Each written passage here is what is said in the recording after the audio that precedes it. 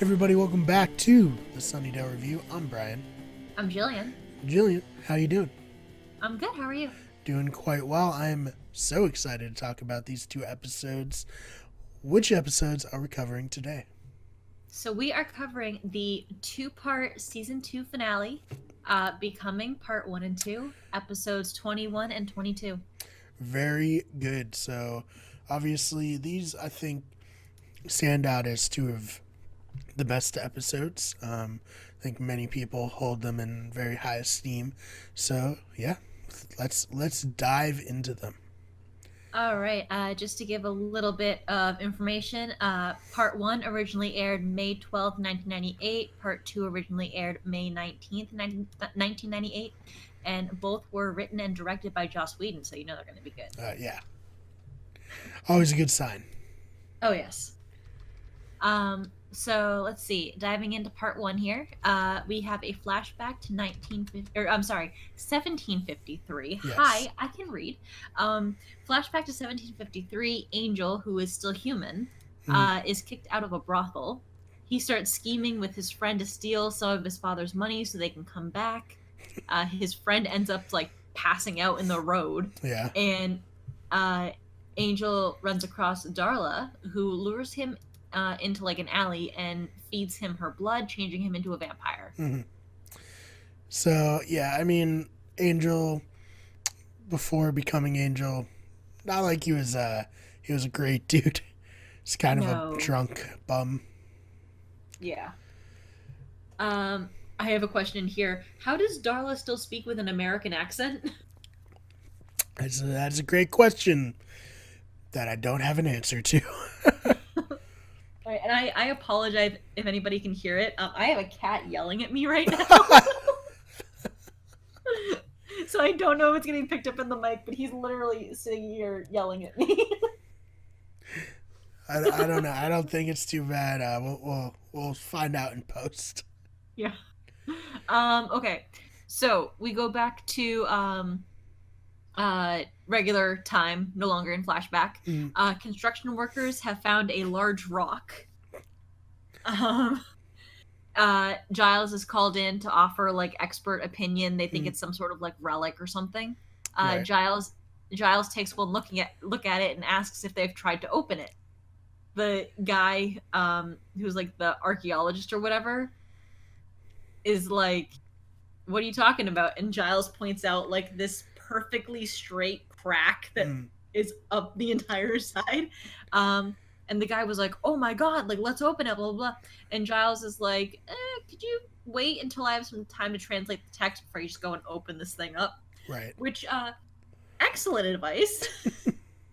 If there is more information to be had on the outside, never open something that looks shady. Right. You don't know what might be in there. So let's see. So that's that piece. So giant rock. Keep that in mind. Right. Buffy is impatient to face Angel. She just wants it over with. Says that she's ready and just wants it to happen already. We get another flashback to Angel meeting Drusilla. She went to confession for her visions. And Angel killed the priest and then hangs out in one of like the... So it's like the confessional box has two sides. There's the priest side and like the congregation side? What's the regular... the not priest side? Right. The part where people who are regular people go. Yeah. So we see Angel has killed the priest. The priest side, but then Drusilla comes in, starts talking to him about, you know, her visions. She doesn't mean to have them, and you know, I think it was like she predicted somebody's death, and then they died, and you know, she's like, I don't want to sin, but I can't help the things I see. Right. And Angel tells her to like go do 10 Hail Marys and an act of contrition and blah blah blah. Yeah. But so we see them kind of meet, even though she doesn't know that she's met him. He was like on the priest side. Yeah. So let's see. Back to normal times, we see that Willow is tutoring Buffy. Buffy drops her pencil and it like falls off the desk. She goes and picks it up and then goes, whoa, wait, deja vu. and she has the pencil fall again. It falls between the cabinets. Mm-hmm. They're in, the computer science room, and Buffy finds the floppy disk with the Angel's restoration soul spell on Mm-hmm. it. Um, Finally. yes. Finally, somebody finds this. I mean, it's only been 3 episodes, but still, It it's still like it's a felt while. like a long time. It does, especially having to go through episodes like Go Fish, Right. and you're like, this won't end. Um, so we get another flashback to when Angel was cursed with his soul. Mm. We see the gypsies cursed him for killing one of like their clan, Mm. which we find out, or which we now know was one of like Jenny's clan and Uncle Gypsy stereotype. Mm. Um, so they cursed him so that he would see all the people he had killed and suffer. So we just get not backstory that I don't think we had before, Mm. but just some like additional context, I Right. guess. Willow and Buffy bring the restoration spell to the rest of the Scoobies. Giles says the spell requires a deeper knowledge of dark magic than he can claim, Mm. which I'm sorry, but I call bullshit on that. Because he and his friends were summoning and allowing themselves to be possessed by demons to get high.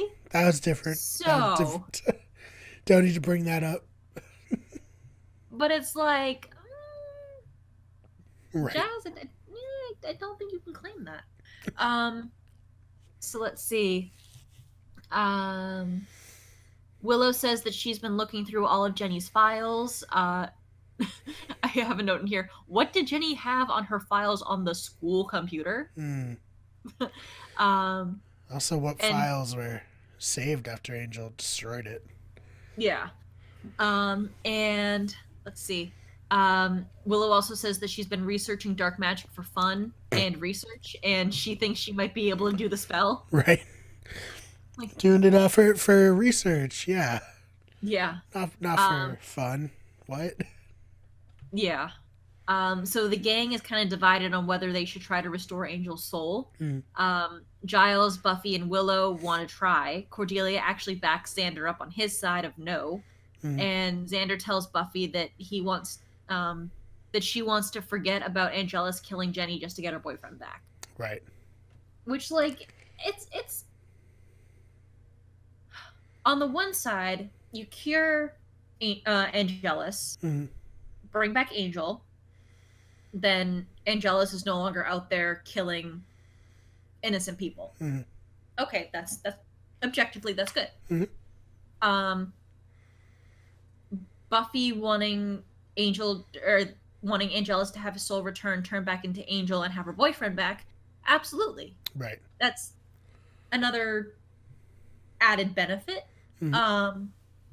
I think that she does want to have her boyfriend back. She depended on Angel. She loved Angel, and she wants him back. I mean, I can't blame her for that. But at the same time, Xander's not wrong. So right. Yeah. I mean, it's hard because Angel and Angelus are like two different beings in the same body, and it's hard to say, like, is Angel responsible for what Angelus does? Is it not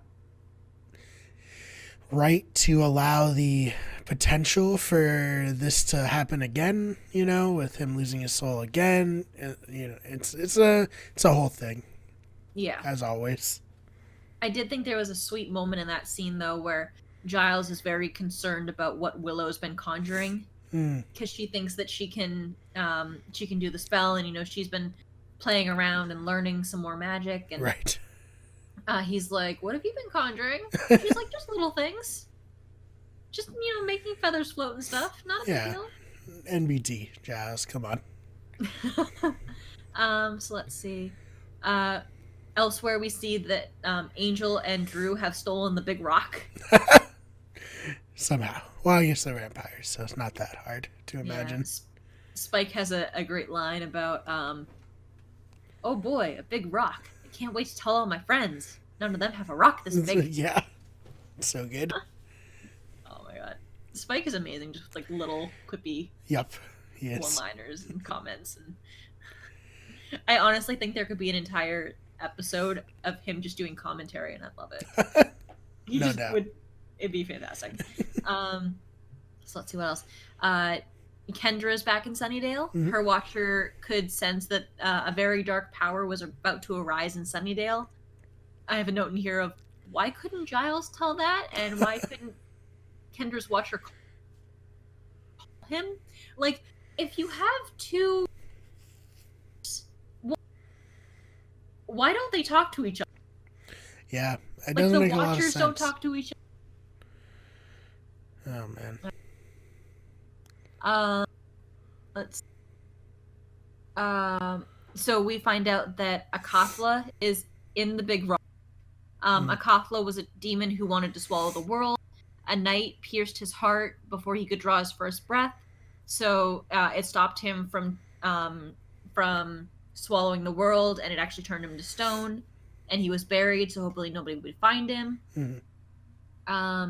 Someone worthy must pull the sword out of Akafla, and then he'll awaken and suck the world into hell. It's basically the idea.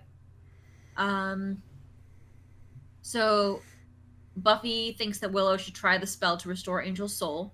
Kendra doesn't think that she should try, but Buffy sees restoring his soul as a backup plan if she can't, like, get to him and kill him in time, because they understand that that Angel and Drew stole the big rock. Rock has Akafla. Akafla's going to try to swallow the world. Right.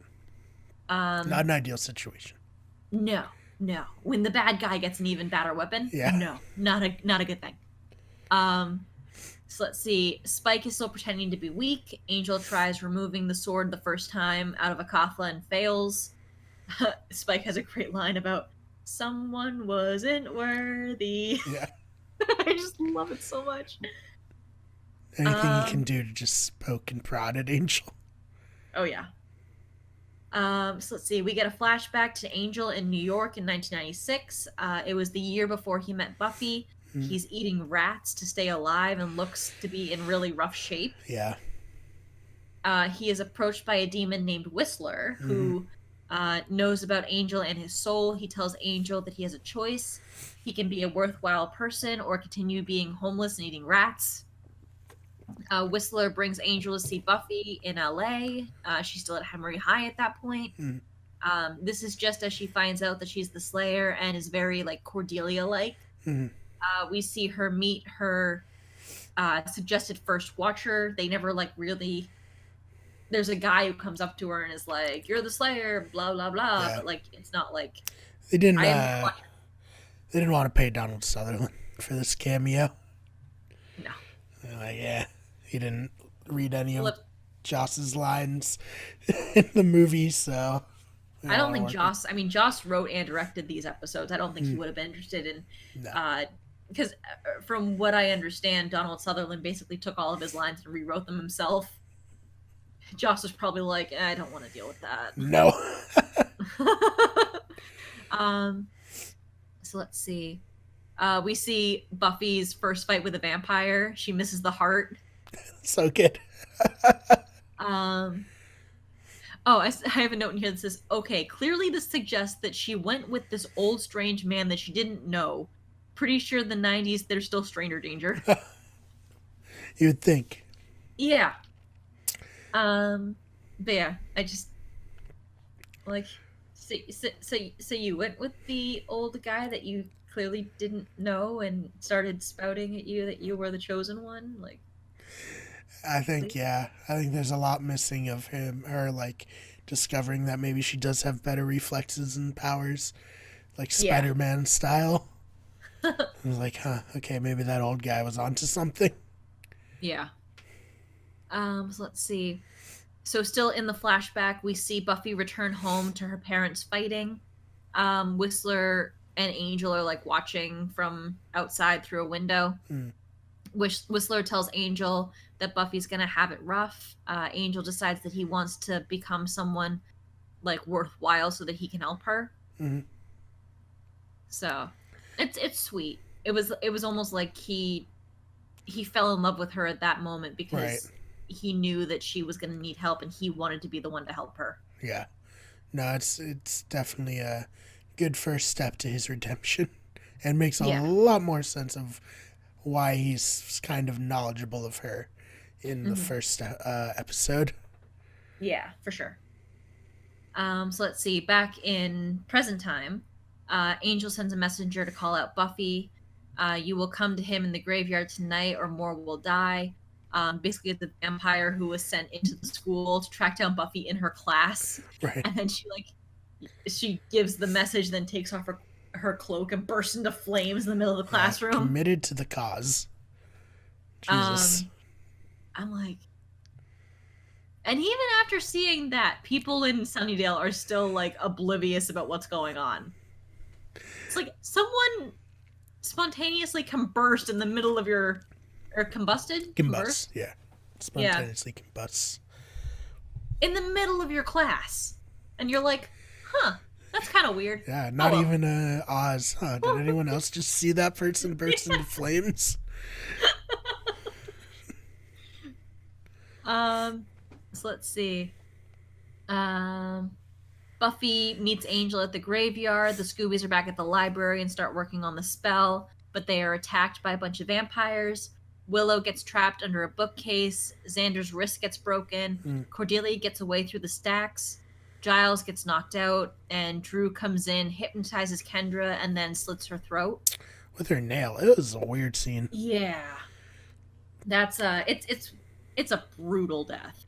I'm guessing maybe they're just like, we don't really want to show like someone getting their throat like cut for real, so just bear with us, son. Yeah, this being enough to kill her. Yeah, considering that she died from getting her throat cut, there's not that much blood. Mm-hmm. Like, yeah, it's sad. I mean, I like Kendra a lot. Don't like her accent. Obviously, we've been over that, but like Kendra herself, like I loved the idea of like the second Slayer and someone being there to like help Buffy become a better Slayer, and then Buffy being able to help her in other ways, you know. Yeah. So let's see. I thought Drew's ability to hypnotize Kendra was really interesting because Drew's not really like a fighter, like a hand-to-hand fighter, but she clearly has other abilities, like her whole visions thing, and then apparently the ability to hypnotize people. Like she's she has her own way of fighting, and it's almost a little bit more terrifying because it's not obvious. Yeah, no, I mean, very interesting, and it also adds like more, I guess, lore to the Buffy universe. There are people out there like this. Yeah. And especially the visions, you know, important for future stuff. Oh yeah. So let's see. The vampires take off with Giles. Angel reveals to Buffy, they're still in the graveyard, that it was like a diversion to get her away from her friends. So she runs back to the school but doesn't get there in time, finds Kendra dead just in time for the cops to come in. And that's where part 1 ends. Yeah, this is not looking good for Buffy in this part at all. Willow's unconscious. Xander was unconscious and also had his wrist. Kendra's dead. We see Giles is knocked out once again and being kidnapped.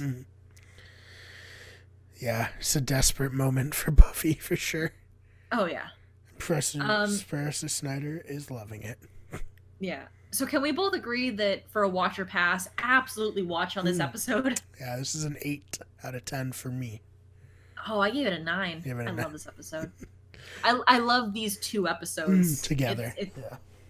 It's one of my favorite season finales. So yeah, do you want to get into the second part? Yes. So I already covered the kind of specs on this episode at the top. So this episode picks up right where last episode left off. The cops think Buffy is a suspect in the whole attack plus Kendra's murder. Yeah. Although I don't know how they're going to figure out who Kendra was because she's not from like the country. It sounds like she's from a place that's very like tribal, where she was, given to her watcher at a very young age. She doesn't really know anybody else. She doesn't really have family or anything. So, but yeah, they think Buffy's behind everything. Snyder shows up and straight up tells the cops that if there's trouble, Buffy's behind it. I hate Snyder so much. Yeah, he's a little dweeb. He's the worst. I'm sorry. He's just the worst. Yes. So let's see. Buffy is about to get handcuffed by the cops, but chooses to kind of push the cops off of her and runs away. Yeah. She's about to get arrested, but she chooses to not be arrested. Yeah. The cops put out an alert for Buffy. Sometime later, Buffy heads to the hospital to see her friends. She's disguised in a black hat and a brown coat. Very minimal work put into this disguise. Yeah. As Joss would have a big influence on the Marvel Cinematic Universe, I think takes a page out of this disguising yourself technique. Yeah. Like Captain America wear a baseball cap and sunglasses and people can't find him. I mean, it's similar to like Superman, where Superman just puts on a button-up shirt and a pair of glasses. Nobody's the wiser. No. I'm really sorry. Spoiler alert: Clark Kent is Superman. Yes. Sorry. Oof. Feel bad. So let's see. So Buffy goes to the hospital. She's disguised. She sees Xander. He's okay except for the broken wrist. Willow is in a coma. Xander called Willow's parents, who were visiting family in Arizona. Of course. Apparently, she has family in Arizona. They're just conveniently out of town. Buffy asks if anyone has called Oz, and Xander said he hadn't even thought to do that. Not good. Cordelia shows up and she says that she made it through 3 counties before she realized no one was chasing her. And I think she's the one to ask, where's Giles? Or Buffy asks, where's Giles? And nobody knows. They all realize they just haven't seen him. So let's see. We know that Giles has been taken by Angel and Drusilla. He's held captive in the mansion. Angel's planning on torturing him for information. He's like, I'm going to torture you because I need this information, but I kind of hope you don't give it to me because I really want to torture you. He's so evil. You know? He's he really so is. evil. Yeah. Let's see. The cops question Joyce. She says that she doesn't know where Buffy is. Buffy goes to Giles' house to see if he's there. She meets Whistler. Whistler says that no one saw his relationship with Buffy coming. He thought Angel was meant to stop Akatha, not be the cause of him swallowing the world. This is I am so sorry. Let's see. Buffy almost gets arrested by the cops again, but gets saved by Spike. Of all people. Yeah. I love his line, "Hello, cutie." So yeah, this is a huge twist, I feel like. We had a little bit of breadcrumbs earlier, but I didn't expect this the first time I saw this. Yeah, no. I mean, you could see him not letting Buffy get arrested, but letting the cop kind of beat her down or something first and then stepping in, but not actually rescuing her, saving her. Right. So they fight for a minute, but Spike says that he just wants to talk. He offers to help Buffy stop Angel. He has this whole monologue that I love about how he actually he likes the world. He doesn't really want to destroy it. He's like, you got all these great things and you have people, millions of people walking around like Happy Meals with legs. I love to he's Manchester United, like them. Yeah. Don't wanna. I think it was Manchester United. Yeah. Oh, I have the whole monologue here in my notes actually. He says, "We like to talk big, vampires do. I'm going to destroy the world. It's just tough guy talk. Strutting around with your friends over a pint of blood. The truth is, I like this world. You've got dog racing, Manchester United, and you have people. Billions of people walking around like Happy Meals with legs. It's all right here. But then someone comes along with a vision, with a real passion for destruction. Angel could pull it off." Oh man, it's so good. And it makes so much sense. It's It's like that line in Guardians of the Galaxy. It's like, why do you care about saving the universe? He's like, because I'm one of the idiots who lives in the universe. Yeah. Like, makes sense to me. Mm-hmm. So let's see. Spike admits that he only wants to work with Buffy because he's jealous of how Drusilla acts around Angel and he wants her back. Fair. I mean, Spike has a very one-track mind. Right. He cares about very little, but Drew is one of the things that he cares about. He sees like Drew as his, and he doesn't like anybody else coming in and encroaching on his space. Right. Which Angel has taken every opportunity to remind Spike. Yeah, I mean, it started off so great. Spike was so excited to have Angel back, and by now he's just like, nope. You need to get him out of here. Yeah. So let's see. Spike says that he can't fight both Drew and Angel alone, and neither can Buffy. She suggests they get inside and they go back to Buffy's house. See, back at the hospital, Xander pleads with an unconscious Willow to wake up. He tells her that he loves her, and she wakes up saying Oz's name. Oz walks in right at that moment. It's such a sweet scene between Oz and Willow, and of course Willow's unconscious, but he's like, you're my best friend, and I love you, and I just need you to wake up. I need to know you're okay, and Right. It probably hurt him a little bit that he says that he loves her, and then she wakes up saying Oz's name. But Also, you had your chance. yeah, dude, you had years. You just straight up had years. You Endless missed your chance, and that's your fault. Yeah. So let's see. Back at the mansion, Angel has started torturing Giles, which is just awful. Back at Buffy's house, Buffy tries to tell her mom that she joined a band with Spike. It's so good. And Spike playing along with it. So Oh, great. yeah. He's like, oh, yeah, she's great. She plays the triangle. He does And like Buffy's the like, I little- play the drums. Yeah. But he does like a Yeah. little motion. Oh, man. Let's see.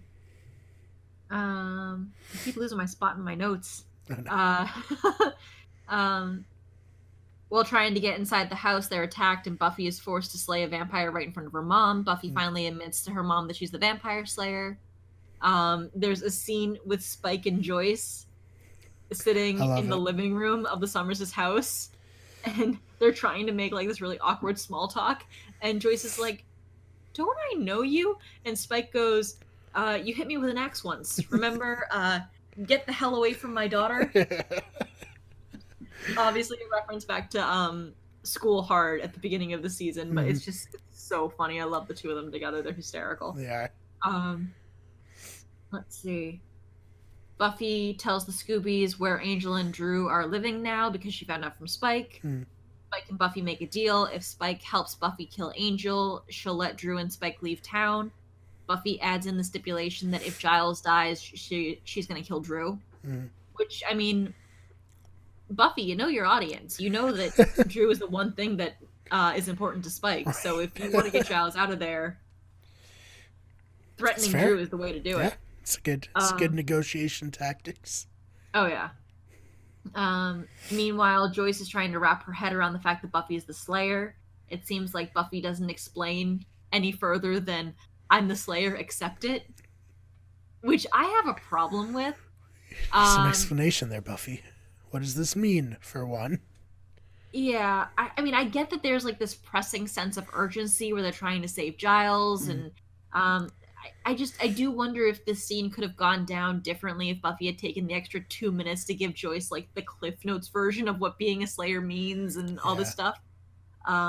Joyce wants to call the cops and explain to them that Buffy is innocent and she's the Slayer and all this stuff, and she's like, I don't have time for that. I don't have time to explain to the cops in Sunnydale, who clearly should have some idea that all of this weird shit's going on, that I'm the Slayer, I'm the only one who can defeat them, and blah, blah, blah. I mean, headcanon of how that situation would have gone is like very much the same conversation that she had in Phases with the werewolf hunter. It's like, but you're a girl. But you can't do that, you're a girl. Right. But you're only one person. We have an entire team. What do you mean? Blah, blah, blah. And vampires aren't real, you're crazy. And, yeah. So Buffy tries to convince her mom that she needs to leave and go save Giles, but Joyce doesn't want her to leave. She wants to go to the cops and get their help. Buffy just pushes Joyce out of the way and is about to walk out when Joyce gives her the ultimatum of, you walk out of this house, don't ever think about coming back. Buffy has explained to her, at least at this point, that Giles' life is in danger. Joyce, I'm sorry, but giving that ultimatum is freaking dumb. Yeah. And it backfires in the worst way on her, but still, it's like, I don't know. And I think Joyce at one point asked her, like, well, have you tried not being the Slayer? Yeah. It's like, do you know how many people in this town would have died if Buffy wasn't being the Slayer? So Joyce gives her the ultimatum. Buffy chooses to leave because she has to. She can't leave Giles. She can't allow Angel to destroy the world. So yeah, she didn't have a good choice there. No. So back at the hospital, Willow wants to try the spell again. Xander tries to convince her that it's not a good idea, but Willow has decided. She's like, you see this face? You've seen this face before. You know what it means. I've made up my mind. So let's see. Willow tells Xander to go to Buffy and tell her what she's planning. She also sends Oz and Cordelia to go get like the stuff she needs from the library, which like isn't it an active crime scene? Like, that's fair. Let's see. Buffy returns to the school to stock up on weapons. She's confronted by Snyder, who expels her from the school. Snyder calls the mayor's office, then tells them, tell the mayor I have good news. So clearly, not only does Snyder know about the Hellmouth, and the mayor knows about the Hellmouth, but they also apparently know that Buffy's the Slayer. Right. Is what I get from that. No, they definitely do. Yeah. At least have a strong inclination. Yeah. So let's see. Angel is ready to kill Giles when Spike convinces him otherwise. They decide to use Drusilla and her ability to hypnotize people. Drew convinces Giles that she's Jenny and gets him to reveal the secret that will allow Angel to awaken a Cathla. So nothing good going on there. No. Buffy's on her way to confront Angel and save Giles. Xander catches up with her. Buffy tells him that it's his job to grab Giles and run like hell. Xander tells Buffy that he has a message from Willow, but instead of actually telling Buffy that Willow is going to try to restore Angel's soul, they're trying the spell again. She just needs to, like, stall, basically. He tells Buffy that Willow said kick his ass. Right. Kind of a betrayal. Yeah, it's very much a betrayal because Buffy trusts Xander. Xander's one of her best friends. So this is very much Xander's opinion of Angel coming into play and him deciding not to be honest with Buffy about what's going on and the fact that they're going to try to save Angel and stop him and whatever. Right. So yeah. Not a good look, Xander. No. Not a good look at all. So let's see. Buffy and Angela start to sword fight. Spike knocks out Drew. Somehow he suffocates her, so she loses consciousness. But vampires don't need to breathe. It's weird. He sees that Buffy has been disarmed by Angelus. He is in the process of carrying Drew out, and looks to the side, goes, "Oh God, he's gonna kill her," and then shrugs and leaves without helping Buffy anymore. He's like, "I got what I came for. Bye." Spike. Let's see. Back at the hospital, Willow starts the spell again and gets taken over by the magic, speaking in Latin on her own without needing the translation, which is kind of creepy. Angel corners creepy, Buffy. Yeah. And Cordelia's like, "What are you saying? Speak English." and Oz is just like, "Is this supposed to happen?" So let's see. Angel corners Buffy and is about to stab her, but Buffy catches the sword between her hands. Pretty dope. Which is so cool. Yeah. And uses it to hit Angel in the face with the handle of the sword. It's very much like a catch the fly with the chopsticks moment. Yeah, no, it's a super samurai-ish moment. Oh You yeah. know, it was dope. Yeah. Their fight resumes. Buffy is just about to kill Angelus when his soul is restored. Buffy can tell immediately what happened. Angel doesn't remember anything that has happened. I think it just probably takes time for those memories to come back to Mm. him. Um, they embrace, but Akatha has already been awoken because Angel pulled the sword out of him. The portal is open, and she knows that Angel's blood is the only thing that can close the portal. She kisses him. They exchange "I love yous," and then she tells him, "Close your eyes," and runs him through with the sword. Yeah. He reaches out for her, but is pulled into the portal, and it closes. Yeah. Brutal. Ugh. Absolutely brutal. It's so rough to watch because as soon as the portal closes, you see just the devastation on Buffy's face. And it's like not only did she just kill her boyfriend who had finally come back to her after so many episodes and so much that she like you can tell she just wanted to just like melt into his arms and feel that safety again. But he's gone. Yeah, and I mean, you know what? This is why Buffy's the chosen one, though. She's the one who can make these tough decisions. You know? Not just can, but is forced to, and is really the only one who can. Yeah. Which just adds more pressure. Yeah, it's a sad scene. Heartbreaking. Oh my god. I can't imagine watching this while it was airing. Yeah. Because when I started watching in season 4. So I've watched, all of the seasons basically back to back at this point. Yep. Because even when I started watching, it was already in reruns. Yep. So I can't imagine having this happen and then having months before the story picks up again. Yeah, no, I definitely, when I started watching, Angel was also airing. So I knew that at some point Angel leaves Buffy, Yeah. No Is that a spoiler? I mean, everyone knows that. Yeah. There's a show called Angel. Or anyone watching this knows that there's a show called Angel. It could have been a prequel series. You don't know. That's true. I mean, you do know, but who knows? No, my but God.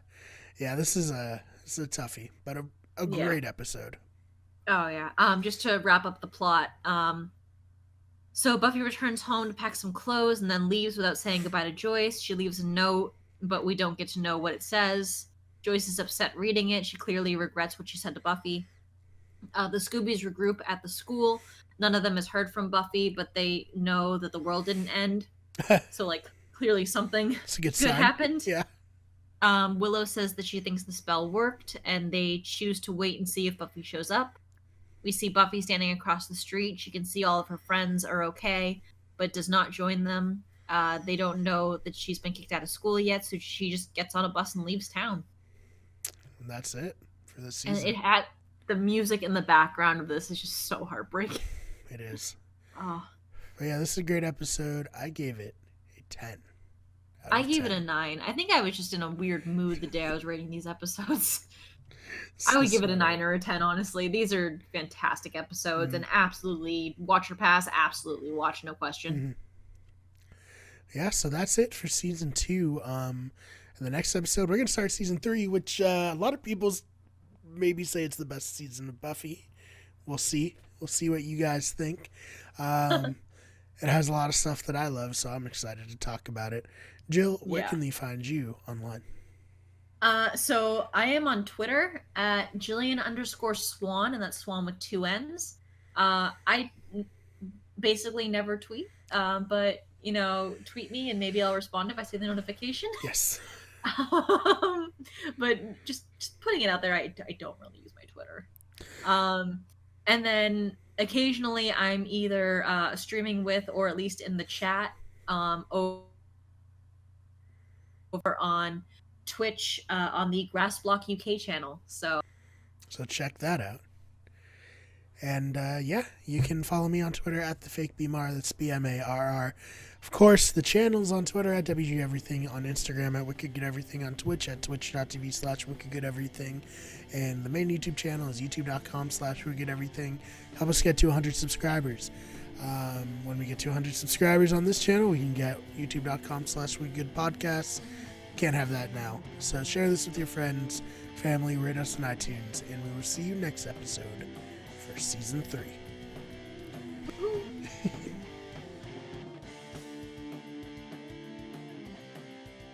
The Sunnydale Review is a Wicked Good Everything production. The fan art of Buffy was created by Fishbone Art. The logo was created by Tamar Kutab. The original intro and outro song was created by Alex Carl.